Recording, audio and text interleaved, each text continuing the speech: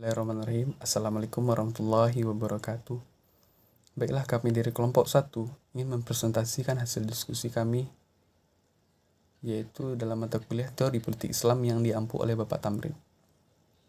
Sebelum itu, kami akan memperkenalkan diri terlebih dahulu. Yang pertama adalah Muhammad Habibi Azyuni, saya sendiri, yang akan membahas tentang pemikiran politik Ibnu Rus. Yang kedua adalah Bintang Alvinto, yang akan membahas tentang pemikiran politik Islam Ibnu Khaldun. Yang ketiga adalah Muhammad Yazaldi, yang akan membahas tentang konsep pertama pemikiran Ibnu Khaldun.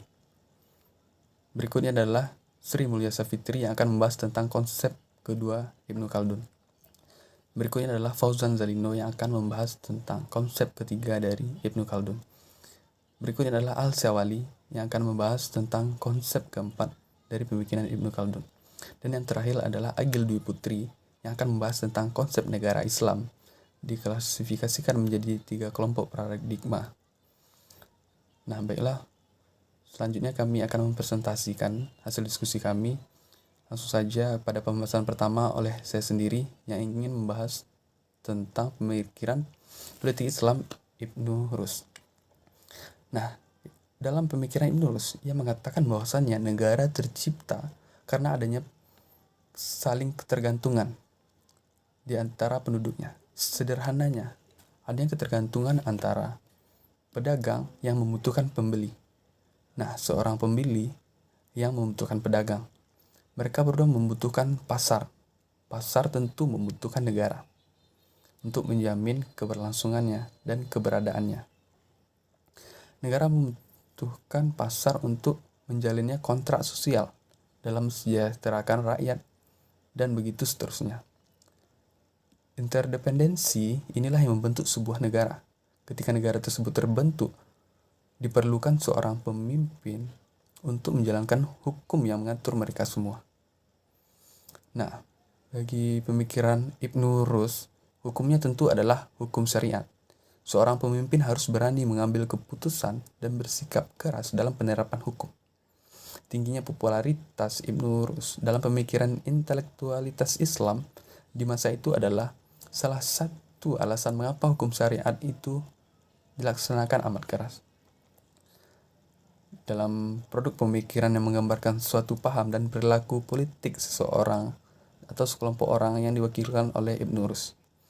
Dalam suatu babak kesejahteraan tertentu, pemikiran politik Ibnu Rus tentu saja tidak terlepas dari pergerakan dan mainstream politik yang ada, baik itu yang berkembang sebelumnya, yang terjadi pada saat itu. Di samping itu, corak pemikiran Ibnu Rus ini pada dasarnya merupakan metamorfosis dari pemikiran politik yang ada, khususnya yang bercorak rasional. Namun pemikiran tersebut telah mengalami perubahan akibat proses interaksinya dengan sistem dan tradisi politik yang berkembang, sehingga dengan menggunakan pendekatan filosofis dan sosiohistoris akan diperoleh sebuah pemahaman baru yang lebih komprehensif dan holistik terhadap pemikiran politik Ibnu Rus tersebut. Assalamualaikum warahmatullahi wabarakatuh. Perkenalkan, nama saya Bintang Alvinto, nomor WP 1910833 006. Saya akan menjelaskan sedikit materi tentang pemikiran Islam Ibnu Khaldun. Nama lengkapnya Abdurrahman Abu Zaid, yang kemudian mendapat gelar Waliyuddin. Ia lahir di Tunisia pada awal Ramadan 732 Hijriah atau 1332 Masehi dan meninggal di Kairo, Mesir pada tanggal 25 Ramadan 1406 Masehi.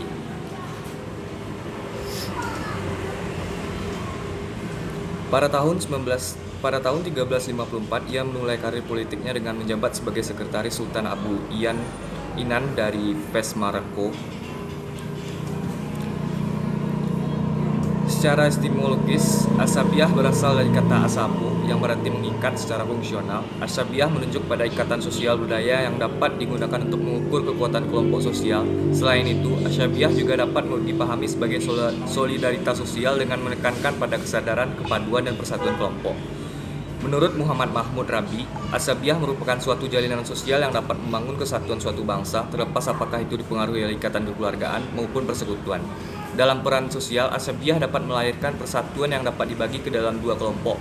Pertama, menumbuhkan solidaritas, kekuatan dalam setiap jiwa kelompok. Kedua, keberadaan. Ya, baiklah, saya akan melanjutkan pemaparan materi tentang bentuk negara Islam. Bentuk negara Islam ini memiliki 4 konsep dalam sejarahnya. Yang pertama adalah konsep teokratis. Menurut teori, konsep teokratis ini adalah sebuah negara yang kedaulatannya ada pada Tuhan. Konsep teokratis ini berawal pada negara Islam yang paling awal sejarahnya, yakni pada masa Nabi Muhammad SAW.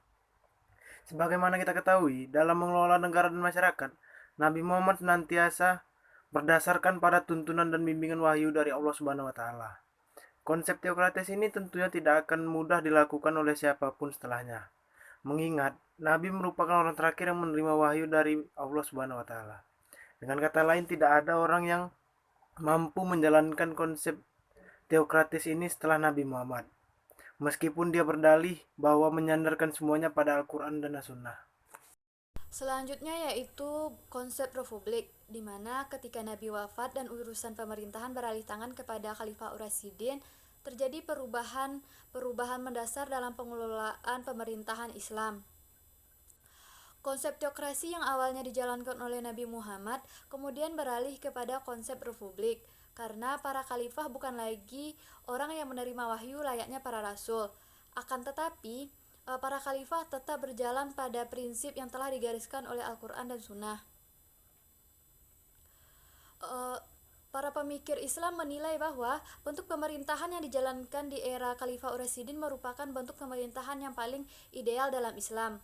Bahkan para pemikir abad 19 dan abad ke-20 menilai bahwa kemunduran umat Islam di era modern disebabkan karena umat Islam itu sendiri meninggalkan bentuk pemerintahan yang telah dijalankan oleh Khalifah Ur-Rasyidin.